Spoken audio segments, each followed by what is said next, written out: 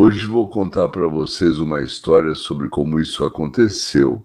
Como uma força política, de forma metódica e ao longo de décadas, ocupou todas as instituições de poder. Como disso surgiu uma conspiração que quase destruiu a democracia por dentro. E o mais importante, por que eu ainda tenho motivos para otimismo? Fiquem até o final, senhoras e senhores, porque o desfecho vai surpreender vocês. O reduto da esquerda. Vamos começar com uma pergunta simples. Para onde vão os jovens inteligentes depois da universidade? Se você é republicano, conservador, uma pessoa que acredita no livre mercado, a resposta provavelmente é óbvia. Para os negócios, para a prática privada, para o empreendedorismo. Lá tem dinheiro, lá tem liberdade, lá o resultado aparece logo, digamos. Se você é democrata, se você é progressista, se você é uma pessoa que acredita que o Estado deve administrar a vida das pessoas porque ele é mais inteligente, ele vai fazer do jeito certo, a resposta também é óbvia para o Estado. Para a promotoria, para os órgãos reguladores, para a universidade, para a redação do jornal. Por quê? Lá está o poder, lá está a influência, lá é possível mudar o mundo na direção desejada, de cima para baixo. Isso não é uma conspiração, senhoras e senhores, é apenas a lógica das convicções. E é isso que acontece quando essa lógica funciona por 30, 40, 50 anos seguidos. Procuradoria Federal. Promotores de carreira em Washington, pessoas que permanecem em seus cargos sob qualquer administração, votam nos democratas estatisticamente numa proporção de aproximadamente 9-1. Isso não é a minha opinião, esses são os resultados de uma análise que já foi feita várias vezes. Tribunais. Para os tribunais federais, as nomeações são vitalícias. A administração democrata, bem, as administrações têm preenchido as vagas de juízes incansavelmente. E os republicanos, com interrupções, com concessões. Agora, as universidades são um viveiro. De acordo com pesquisas nas ciências humanas e sociais, para cada professor republicano, e ele ainda pode ser em grande parte o que chamamos, há de 8 a 12 professores democratas, mas eu devo parabenizá-los. Universidade da Ivy League, a proporção é ainda mais radical. Por que isso aconteceu? Após a Segunda Guerra Mundial, os intelectuais, bem, uma parte significativa deles se desiludiu com o comunismo. Não com o socialismo, com o comunismo, mas manteve absolutamente os instintos coletivistas. Eles foram dar aulas. Eles educaram a próxima geração, que educou a próxima geração. Setor privado. Não aceitava pessoas com opiniões radicais. Eles aceitavam pessoas que entregavam resultados. Mas nas universidades aceitavam pessoas com opiniões radicais. Lá, opiniões radicais eram uma vantagem. Agora, sobre os meios de comunicação de massa. O mais doloroso, certo? De acordo com pesquisas sociológicas entre jornalistas de grandes publicações americanas, os democratas superam os republicanos na proporção de 7-1. Bem, depende da interação, depende da publicação, mas todo mundo fala em 10-1. Você acha que isso não influencia o que eles escrevem? Influencia, e muito. Então, o FBI, a CIA e outras agências de 3 letras, isso é uma história à parte. Formalmente são estruturas apolíticas. Na realidade, em 2016, elas estavam cheias, repletas de pessoas que fizeram carreira durante décadas. A administração, onde a visão de mundo considerada politicamente correta era justamente a de centro-esquerda. A visão centrista ainda era aceitável. O resultado. Em meados de 2010, os Estados Unidos chegaram a uma situação em que o aparelho estatal, apesar do sistema formalmente bipartidário, estava profundamente, estruturalmente e em termos de pessoal, inclinado para um lado só. Isso não é conspiração, não é teoria da conspiração, é estatística. Estatística de pessoal, para ser mais exato. Conspiração. Agora, atenção, eu não vou dizer para vocês que com certeza houve uma conspiração. É preciso definir o que é conspiração e se os conspiradores realmente se reuniram, mas isso será determinado pelo tribunal, certo? Se o caso, é claro, chegar até o fim, se permitirem que ele seja levado até o fim, mas vou lhes dizer o seguinte: pelos fatos documentados, aconteceu algo que, por todos os indícios, é uma conspiração. Vamos por um instante nos transportar para a era dos Clintons. Ou seja, nos anos 90, Bill Clinton assinou decisões-chave que aproximaram o Partido Democrata do grande capital financeiro de Wall Street. Ao mesmo tempo, foi construída uma rede de conexões políticas entre o Departamento de Estado, a comunidade de inteligência e a máquina partidária que queria usar os recursos do Estado em benefício do grupo político. Hillary Clinton, sendo secretária de Estado durante o governo Obama, levou esse sistema a um novo patamar. A Fundação Clinton recebia dinheiro de governos estrangeiros enquanto ela comandava a política externa dos Estados Unidos. Vou enfatizar mais uma vez, caso alguém não tenha percebido. Ela comandava a política externa dos Estados Unidos e, ao mesmo tempo, havia o fundo, onde o bem-estar pessoal dela, digamos assim, sim, é uma fundação, mas do qual dependia o bem-estar pessoal da família Clinton.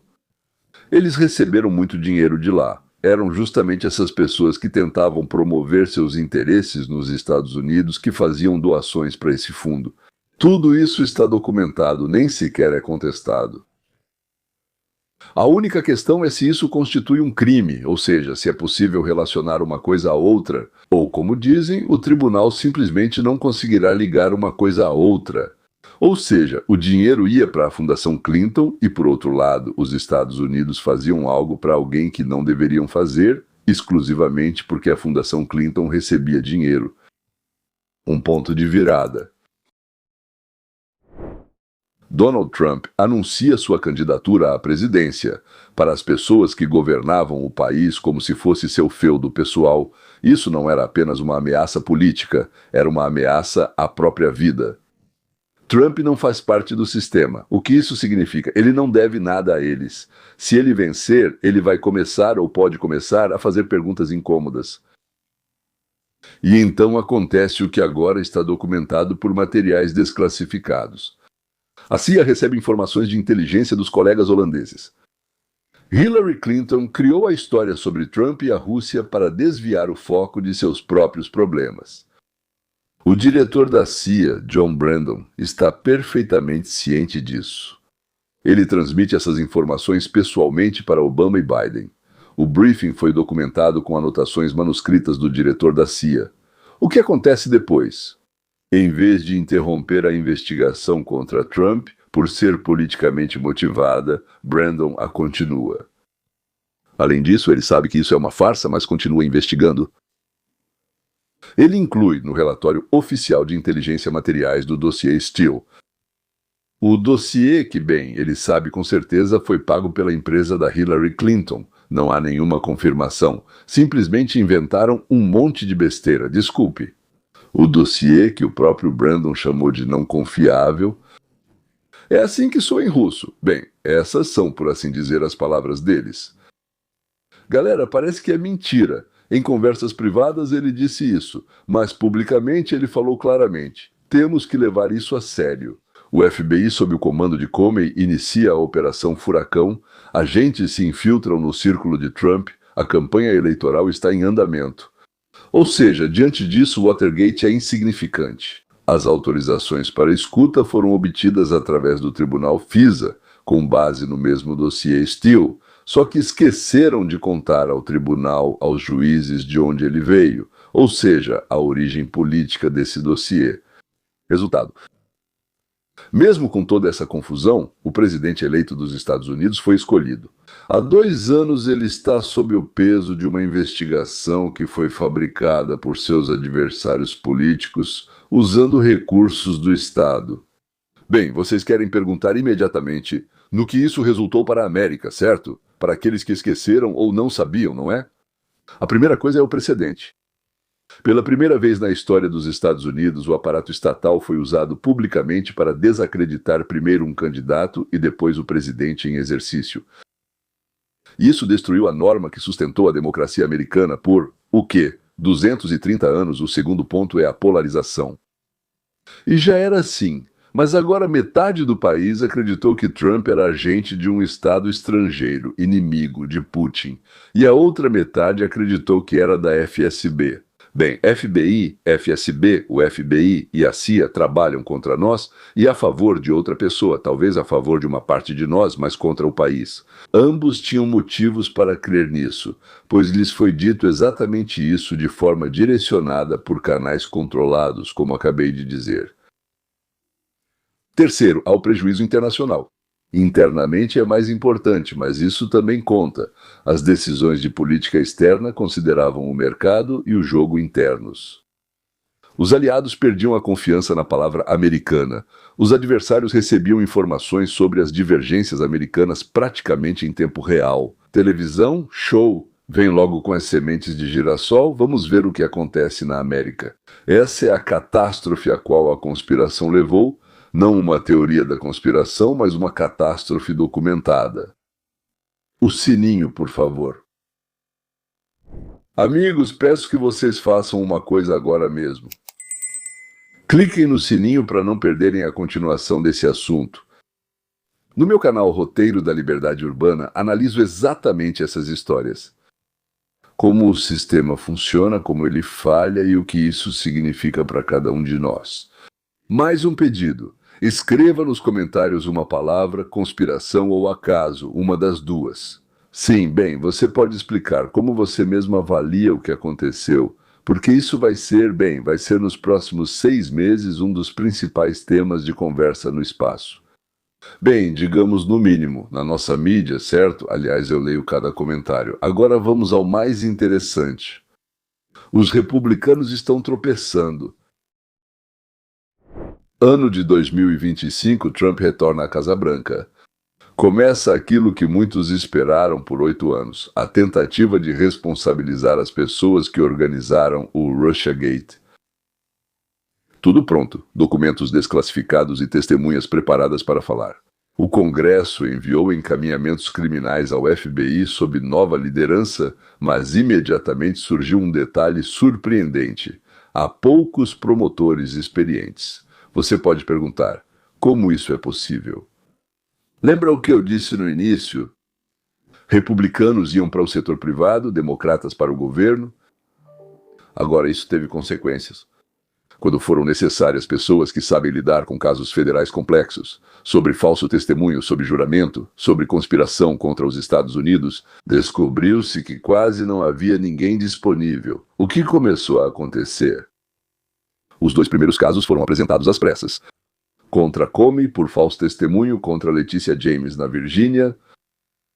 Os casos eram reais, mas processualmente fracos. As provas de intenção eram insuficientes para o Tribunal Federal.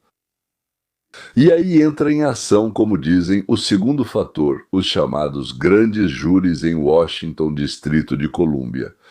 Grandes júris, 23 cidadãos comuns, tipo uma amostragem aleatória, mas em Washington apenas 6% dos votos foram para Trump, ou seja, uma amostragem aleatória de 94%, mas na verdade chega a 99%.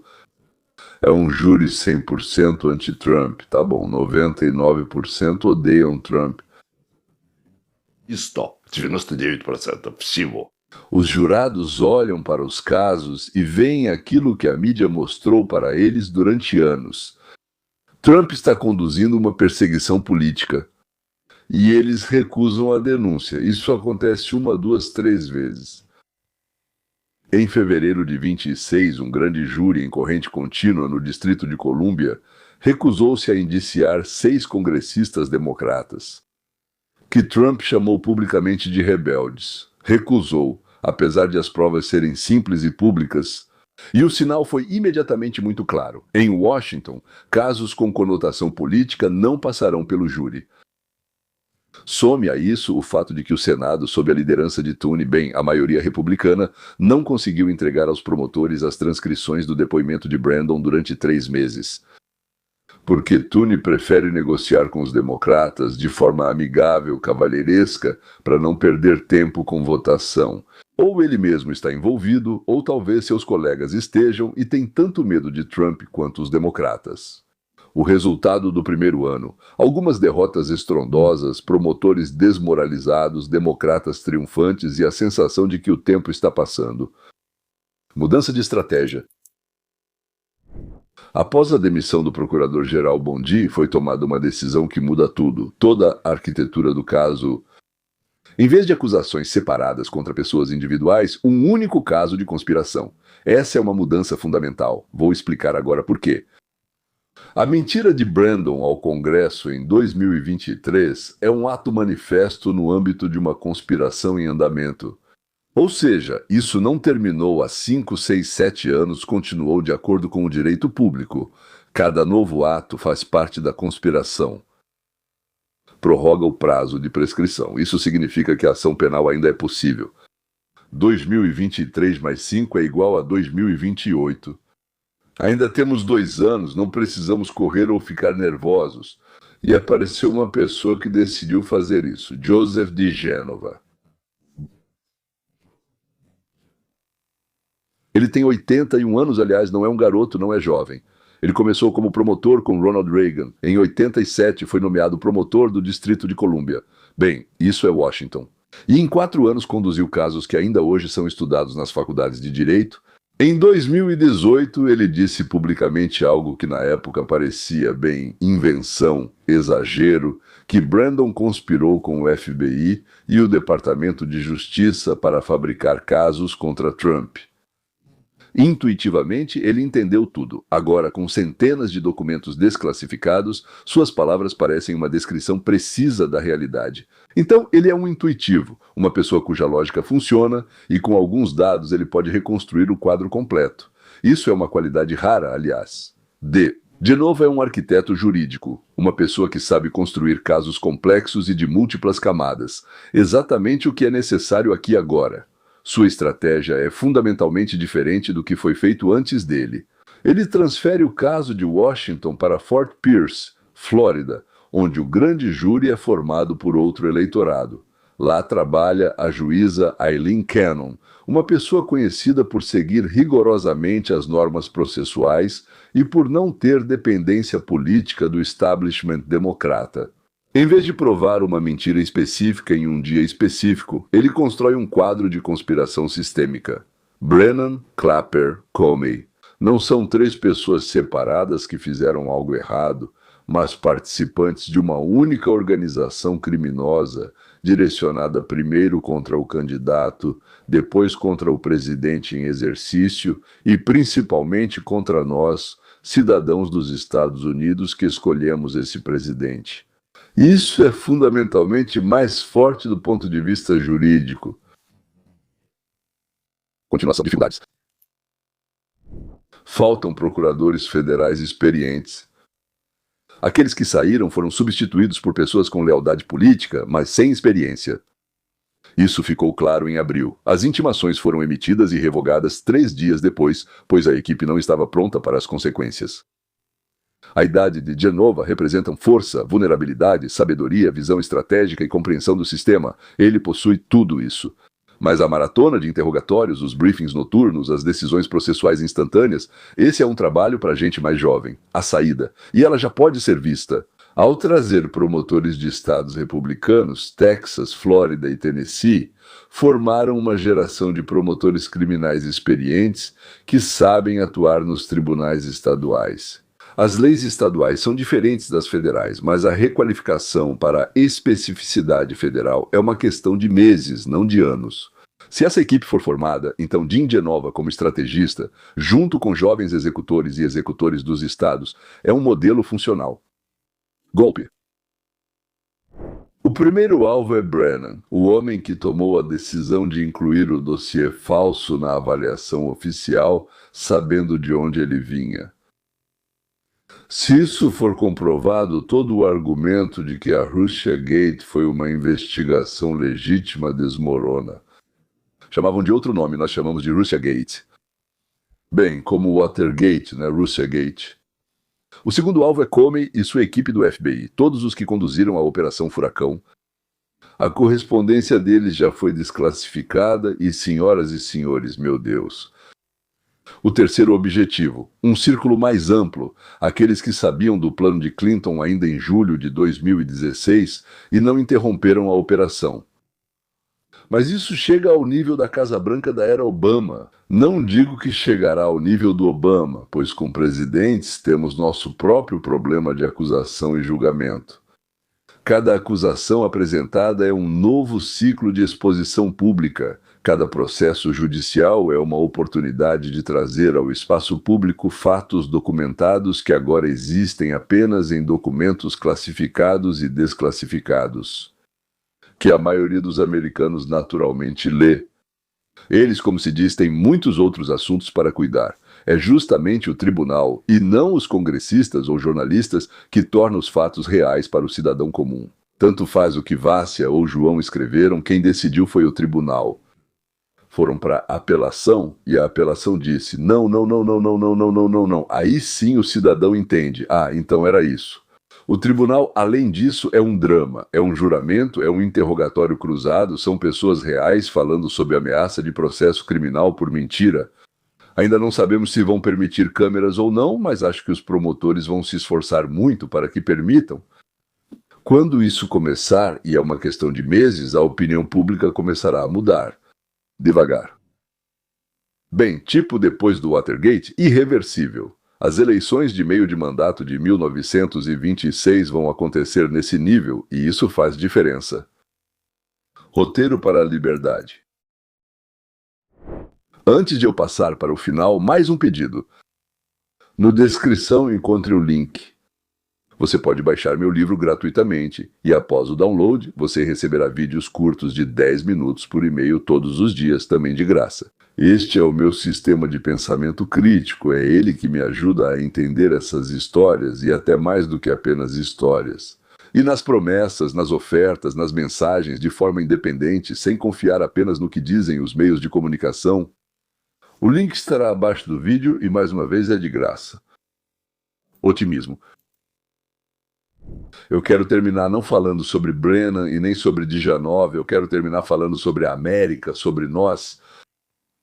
Porque tudo o que aconteceu em fevereiro de 1926, 23 cidadãos comuns em Washington, na cidade onde 94% votam nos democratas, negaram à administração uma acusação formal contra 6 congressistas. Eles decidiram que as provas não eram suficientes e ninguém pode puni-los por isso. Ninguém pode puni-los por isso. Eu realmente não gostei disso, mas não podemos puni-los. E em abril, outra cidadã, a promotora de carreira Maria Medjetti Slong, foi até seus superiores e disse: eu não vejo provas fortes, não posso fazer isso, não acredito nesse caso. Ela foi demitida, mas disse isso. Bem, ela foi demitida, não foi mandada embora do trabalho, só foi retirada desse projeto e então foi procurar emprego em outro lugar. E antes dela, dezenas de funcionários da CIA, do FBI e do Congresso vinham e davam depoimentos. Contra Obama, contra Hillary, contra Comey, contra Brennan, contra seus próprios chefes, contra seus próprios órgãos que estavam em Kiev. Depois eles teriam que depor sob juramento, sabendo que isso arruinaria suas carreiras. Mesmo assim, eles escreveram uma carta para ela discretamente, foram lá e disseram: pessoal, estou pronto para colocar minha foto, minha assinatura e tudo mais, mas estou indignado com o que está acontecendo agora. Tente imaginar algo assim na China, no Irã, na Venezuela, na Rússia, na Coreia do Norte. Lá, uma pessoa que disser a verdade contra o sistema desaparece, não de forma metafórica, mas literalmente desaparece e pronto, existiu uma pessoa, agora não existe mais. Nos Estados Unidos, sim, alguns perdem o emprego, isso é difícil, isso é injusto, outros são xingados e olhados de cima para baixo, mas ele continua livre e suas palavras permanecem nos registros e depois servem para ações. É exatamente isso que é a democracia. Bem, não é perfeita, democracias perfeitas não existem, nem sempre funciona, é lenta, desajeitada, muitas vezes irritante, mas viva, porque nela existem pessoas que não têm medo de dizer não. Quero dizer mais uma vez, já disse muitas vezes, eu não gosto de democracia, mas nós, como se diz, vivemos nela. Por isso, digamos, não é a pior coisa que pode acontecer com você. Sim, democracia. E por isso, como se diz, obrigado, porque pelo menos em parte ela às vezes nos protege, mesmo que lentamente. O Estado profundo tomou conta da promotoria, das universidades, do FBI, da CIA, dos jornais. É verdade, tudo isso é verdade. E mesmo assim eles não conseguiram tomar tudo, porque não dá para capturar, vamos chamar assim, a consciência humana. Não sei como dizer isso de forma mais precisa, assim, não dá para tomar. Aconteceu que 23 jurados vieram ao tribunal e disseram não. Mais uma vez, eu realmente não gostei disso. Mas eles foram embora porque decidiram assim, escolheram esse caminho. Não dá para cooptar o promotor que se recusou a assinar algo em que não acredita. E, mais uma vez, eu não gostei disso de novo, mas se é não, então é não. Vai saber o que aconteceu lá. Talvez, como dizem, as crianças se rebelaram e disseram: vamos sair de casa se você insistir nisso. A pessoa disse: desculpe, não posso mais fazer isso, sinceramente, e foi embora. Publicamente, seguindo todas as regras no tribunal, e essa é a melhor razão para otimismo que eu conheço. Até a próxima vez. Inscreva-se, não se esqueça, claro, compartilhe com quem você acha que isso é importante e lembre-se: entender significa ser livre, ou pelo menos o primeiro passo para a liberdade é a compreensão. Até logo.